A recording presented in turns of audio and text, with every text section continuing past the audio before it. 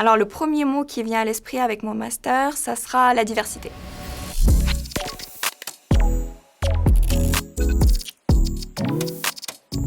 J'ai fait le bachelor en droit à l'Université de Genève et puis j'ai toujours aimé un peu le droit économique, donc j'ai pris beaucoup de cours en lien avec l'économie, la fiscalité, la comptabilité et tout ça.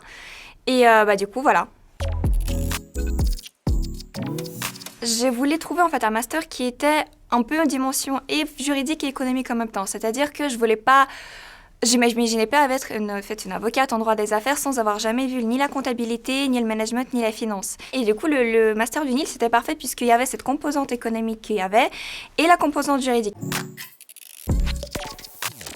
Donc le master se compose en 3 phases. Donc premièrement, vous allez, en fait, ça dépendra de votre bachelor d'origine. Si vous êtes, comme moi, originaire du bachelor de droit, vous allez devoir faire toutes les cours d'économie, donc le cours de comptabilité, le cours de la finance, le cours de management, marketing, stratégie d'entreprise.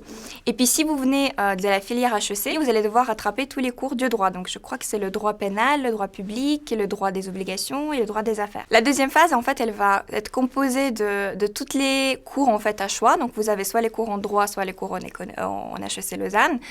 En fait, vous avez aussi la possibilité de choisir une mention, donc la mention droit financier ou la mention droit fiscal, c'est-à-dire que vous allez avoir beaucoup plus de cours axés typiquement sur ces branches-là. Et puis en fait, il arrive la troisième phase, donc qui est une phase soit un travail de master, soit master académique, donc, ou soit un mémoire de stage. Donc de faire en fait un stage en entreprise et puis rédiger ce que vous avez appris sur place.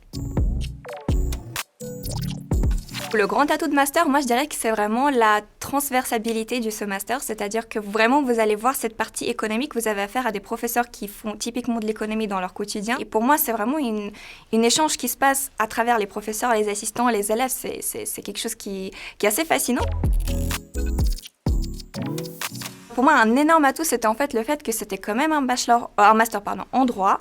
Et en fait, ce master en droit, il vous permettait d'aller travailler sans forcément besoin de faire en fait l'avocature juste après, donc l'examen de barreau. Ce master-là, il permettait justement de peut-être se lancer dans la vie active un peu plus tôt que tous les autres masters. C'est-à-dire que vous pouviez directement aller travailler en tant que juriste d'entreprise, en tant que conseiller à des commissions de l'État.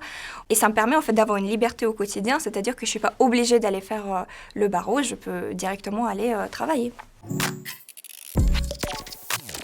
Alors ça c'est vraiment une question difficile, c'est dire à notre âge de 20 ans, se dire ah voilà on a un job de rêve, on aimerait forcément être ça. Alors pour moi je pensais à la base que je voulais être vraiment avocate en droit des affaires, vous voyez un petit suit, venir, voilà. Mais c'était, en fait il s'est avéré que la vie c'est vraiment imprévisible et puis il faut prendre les opportunités, les saisir, rencontrer les gens. Puis d'ailleurs moi-même j'ai trouvé un super job assez rapidement, donc j'étais en train de finir mon 3e semestre et puis j'ai trouvé un travail à la FINMA, donc quelque chose qui est vraiment dans le courant en fait de ce master et c'est juste une opportunité en or en fait.